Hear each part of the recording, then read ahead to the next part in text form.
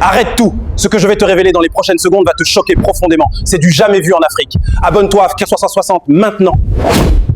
Docteur Yen, pourquoi l'OMS recommande le concept self-care ou auto-soin à ses pays membres? Merci Madame Dao pour l'opportunité que vous nous donnez d'aborder cette thématique. L'OMS recommande cette approche aux pays membres car, comme vous l'aviez dit, c'est une stratégie innovante qui permet aux États membres de maintenir un accès aux services essentiels de santé, aux communautés, aux familles, aux individus, afin d'assurer des soins de santé primaires de qualité, d'atteindre la couverture santé universelle et d'assurer la santé et le bien-être des personnes, surtout les groupes vulnérables, et répondre à l'objectif de l'OMS qui est de ne laisser personne de côté. Mais quelle est la valeur ajoutée de l'approche de l'auto-soin en santé et bien-être dans le modèle existant de prestation de services que nous connaissions? Merci. C'est une très bonne opportunité pour les pays de garantir l'accès des soins, comme je l'ai dit, à la population, surtout ceux qui sont dans les zones difficiles d'accès ou dans les zones non desservies des services de santé, surtout dans les contextes d'insécurité que nous vivons, notamment aussi dans les catastrophes naturelles, dans les guerres ou aussi dans les contextes de pandémie où parfois nous sommes amenés à faire un confinement de la population. Alors ce modèle d'intervention vient s'intégrer aux autres modèles de soins et jouer un effet complémentaire et synergique pour la santé de la population. Docteur Tassamedo, quels mécanismes essentiels de santé ou modèles alternatifs sont à prioriser par le ministère afin de maintenir l'accès et l'offre des soins communautaires et réduire la pression des structures existantes? Merci Madame Dao. Donc, en dehors de l'offre de soins que vous connaissez et qui se constitue par les centres de santé, formation sanitaire, les hôpitaux. En dehors de ces structures sanitaires, nous proposons également d'autres modèles alternatifs.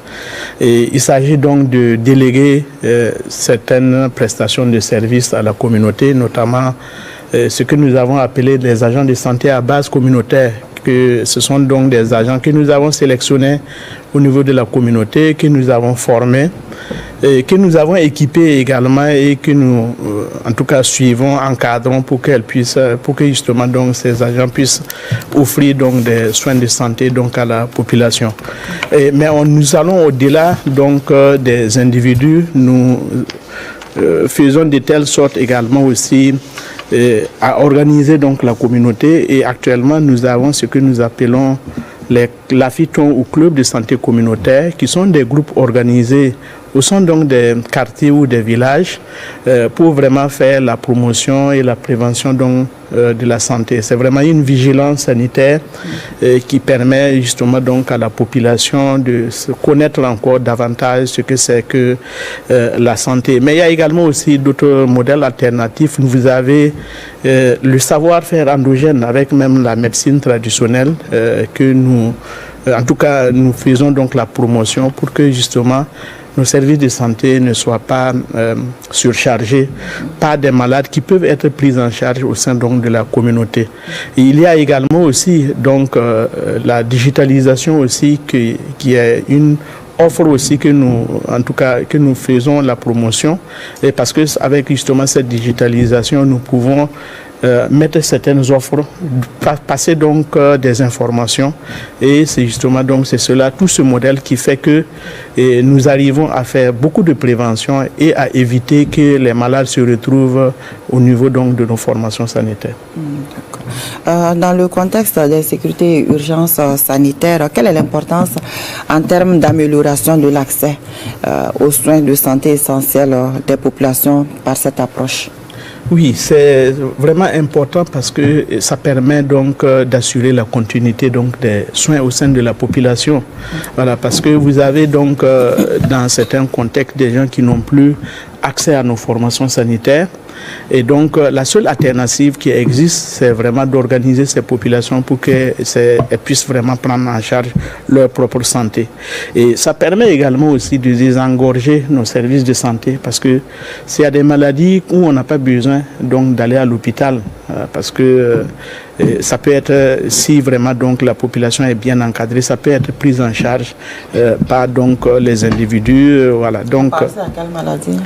Je prends par exemple le paludisme simple. Voilà. Donc une mère par exemple qui a son enfant qui fait de la fièvre, si on l'apprend à faire le diagnostic avec justement, puisqu'il y a des tests qui permettent, qu'on peut faire à domicile, qui peut permettre donc de connaître que l'enfant donc est malade.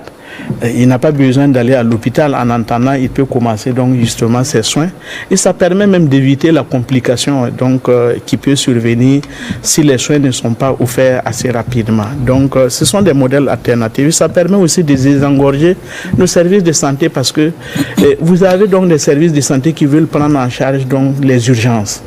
Voilà. Alors que à côté de ces urgences, vous avez beaucoup de maladies, d'autres malades qui viennent, par exemple, pour des soins qui n'ont pas besoin vraiment donc de technicité médicale. Donc, ça permet justement donc de faire, de réduire cette surcharge de telle sorte à ce que nos agents de santé puissent se concentrer sur les cas les plus graves et permettre justement donc à la population aussi de pouvoir prendre en charge les cas qui peuvent être facilement pris en charge à domicile. L'auto-soin se manifeste sous différentes formes, chacune jouant un rôle crucial dans la promotion du bien-être global.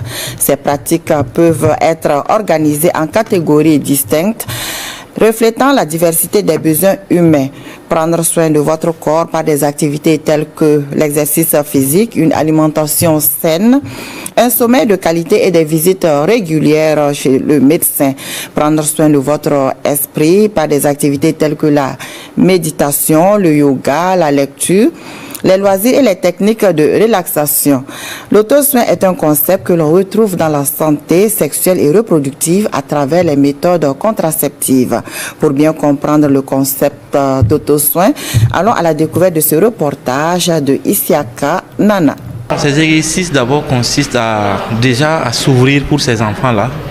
Et puisque ce n'est pas des enfants comme tous les autres enfants, ils ont besoin d'être accompagnés.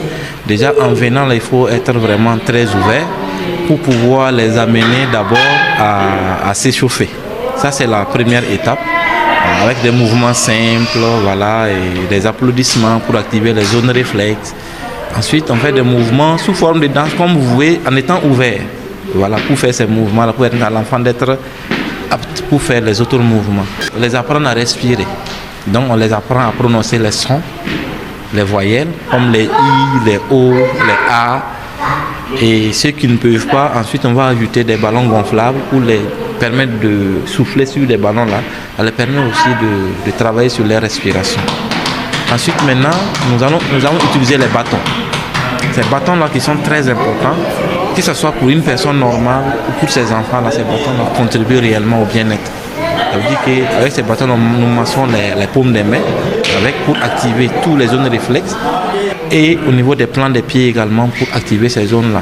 Les balles de tennis là qui sont des balles qui rebondissent, voilà, où on peut manier aussi. Donc on leur permet d'exercer une certaine force sur les ballons avec les doigts, les paumes des mains, les deux doigts, les paumes des mains. Et ensuite, on leur dit également de faire rebondir ces ballons et de les attraper pour travailler un peu leurs réflexes, voilà, améliorer un peu les mouvements. Voici un peu en global ce qu'on a fait. Mais on a permis aussi aux parents d'apprendre aussi à faire des massages sur ces enfants-là. Et avant de faire ces massages, il faut que ces parents aussi se préparent pour faire ces mains, pour qu'eux aussi soient autonomes. Donc nous leur avons montré quelques exercices pour eux-mêmes se recharger à travers des respirations. Et quand ils sont prêts maintenant, ils peuvent accompagner ces enfants-là en les massant leur visage, n'importe quelle partie de leur corps qui est trop important de masser, ils peuvent masser avec leurs mains. Ça aide beaucoup les enfants. L'avantage de faire des exercices avec ces enfants permet à ces enfants d'améliorer d'abord leur motricité, d'améliorer leur coordination, comme on l'a dit aussi, l'oxygénation du cerveau amène à accroître l'intelligence des uns et des autres. Parce que la déficience intellectuelle, comme on l'a dit, c'est une question de QI.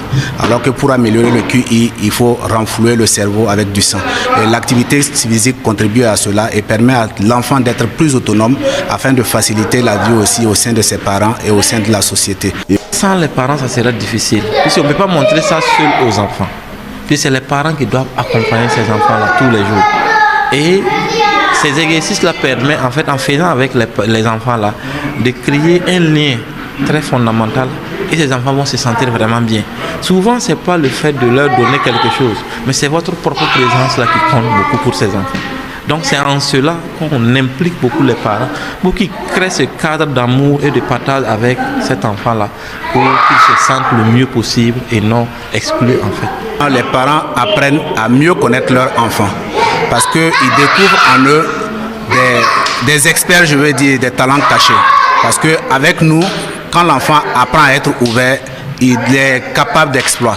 Et quand les parents viennent voir ça, ils se disent « Ah, je ne savais pas que mon enfant était capable de réaliser de tels exploits. » Donc c'est comme s'il redécouvrait son enfant. Donc nous demandons aux parents de faire confiance à leurs enfants, de pouvoir d'abord aimer leurs enfants avant de dire aux autres de l'aimer. Parce que si vous-même à l'intérieur vous n'appréciez pas, vous n'aimez pas votre enfant, il sera un peu difficile d'amener les autres aussi à l'aimer. Donc nous demandons aux parents d'être encore plus proches de leurs enfants qui ont besoin d'affection, qui ont besoin d'activité physique au même titre que les autres. Pour nous, le bien-être c'est la base de l'apprentissage. Et un enfant qui se sent respecté, qui se sent accompagné et valorisé pour ses progrès, peut mieux apprendre vraiment productif. C'est un ensemble qui fait de la valorisation, qui respecte la dignité et qui accompagne ses enfants et leurs parents afin que ces enfants puissent se sentir bien et pouvoir poursuivre normalement leur cursus, que ce soit au niveau de l'école spécialisée ou de l'école inclusive. Si la communauté arrive à prendre en charge effectivement les problèmes bénins ou chroniques stabilisés, voilà, ça va diminuer les consultations dans les centres de santé. Et par conséquent, ça va libérer plus de temps pour la prise en charge des cas qui sont plus graves ou urgents. Le DMPA, c'est une méthode contraceptive injectable de longue durée, c'est-à-dire 3 mois. Elle est sûre et elle est efficace. C'est une auto-injection. Alors, ça autonomise l'utilisatrice elle-même parce qu'elle n'a pas besoin de se déplacer pour venir dans un centre de santé. Voilà, nous formons, nous les montrons, nous les entraînons à comment s'auto-injecter. C'est en sous-cutané, voilà, donc les utilisatrices savent comment ça se passe. Et dans ce sens, l'utilisatrice n'a pas besoin de venir dans un centre de santé, elle reste chez elle, à domicile, pour faire effectivement cette méthode. Donc vraiment, c'est en toute intimité, à domicile chez elle, et elle est responsable de sa contraception. Elle est autonome. Voilà, la nympho qui a tout secoué aujourd'hui, et ce n'est que le début. Si cette révélation t'a choqué autant que moi, imagine ce qui arrive demain.